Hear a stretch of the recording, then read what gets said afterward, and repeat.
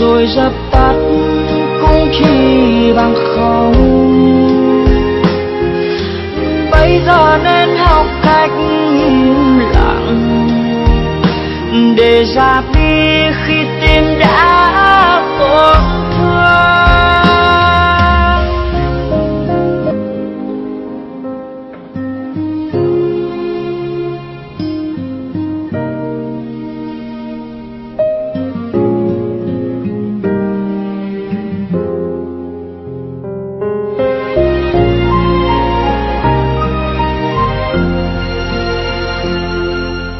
Em ơi, mình chia tay lâu rồi, em cũng đã yêu thêm người mới.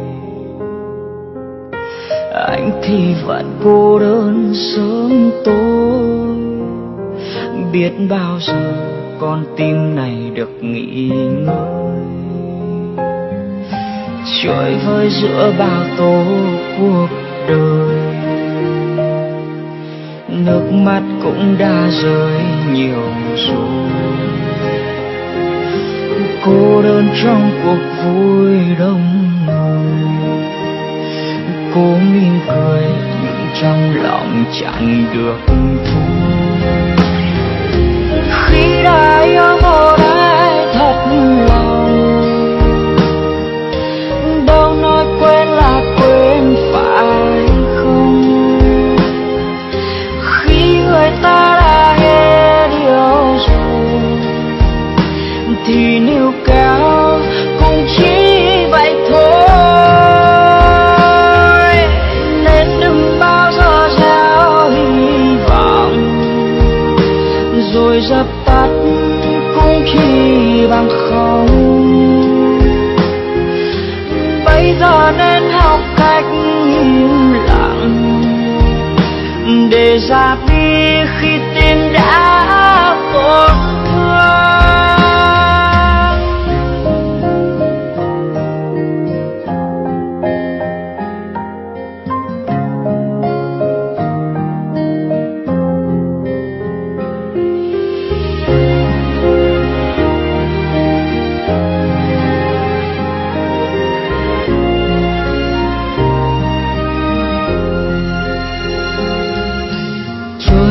Giữa bao tố cuộc đời, nước mắt cũng đã rơi nhiều rồi.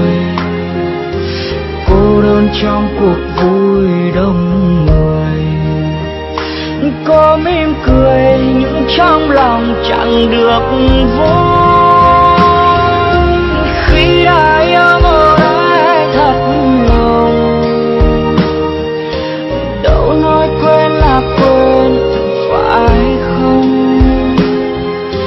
Khi người ta đã hết yêu rồi thì níu kéo cũng chỉ vậy thôi. Nên đừng bao giờ gieo hy vọng rồi dập tắt cũng chỉ bằng không. Bây giờ nên học cách im lặng để ra